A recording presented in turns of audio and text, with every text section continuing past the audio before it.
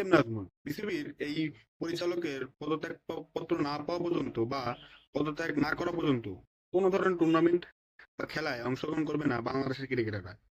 এমনটা জানিয়েছেন কবের বর্তমান যিনি সভাপতি মোহাম্মদ মিথুন। দেখুন, এম নাজমুল বেশ কিছুদিন ধরেই মিডিয়াতে আলোচিত এবং সমালোচিত, কারণ তিনি তামিম ইকবালকে ভারতের এজেন্ট বলেছিলেন। এরই মাঝে গতকাল সাংবাদিকদের সাথে কথা বলার সময় একজন জার্নালিস্ট তাকে প্রশ্ন করেন যে বাংলাদেশ যে টি-20 ওয়ার্ল্ড কাপে যদি অংশগ্রহণ না করে, অর্থাৎ ওয়াক ওভার দিয়ে দেয়, সেক্ষেত্রে বাংলাদেশের ক্রিকেটাররা কি ক্ষতিপূরণ পাবে যারা স্কোয়াডে থাকবে? উত্তরে তিনি বলেন যে কেন ক্ষতিপূরণ পাবে?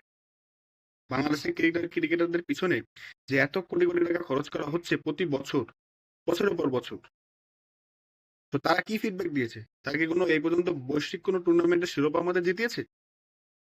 বা তাদের পারফরমেন্স কি আপ টু দ্য মার্ক ছিল?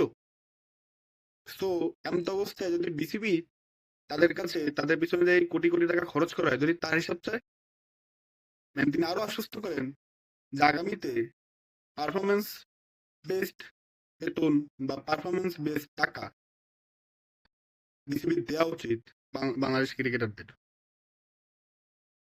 এবং তিনি 25 জন যে আপনার বিসিবিতে ডিরেক্টর রয়েছে তাদের মধ্যে একজন, এবং তার কথাই সব না, কিন্তু তিনি বলেছেন যে বোর্ড মিটিং এ তিনি এইসব কথা তুলে ধরবেন।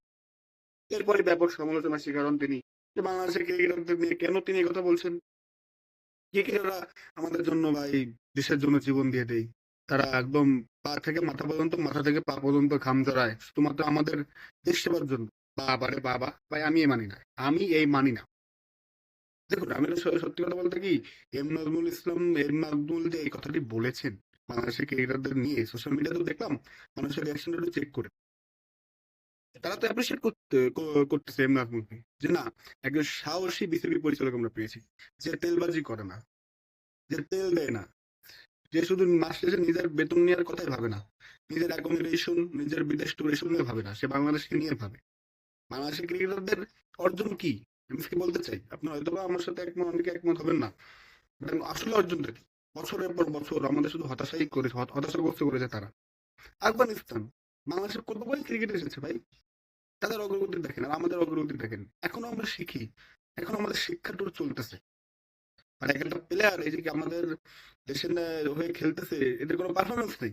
কোনো বৈশ্বিক টুর্নামেন্টে আমাদের শিরোপা তো দূরের কথা, নকআউট স্টেজে যেতে পারি না, মান সম্মান থাকে না আমাদের। তারপর কোটি কোটি টাকা এরা পেয়ে থাকে, বোনাস পেয়ে থাকে, শুধু টাকা আর টাকা। কই, টাকা না দেন এটা খেলে কিনা দেখেন তো। তাও আমাদের তিনি যথার্থই বলেছেন, আমি অ্যাপ্রিসিয়েট করি তাকে।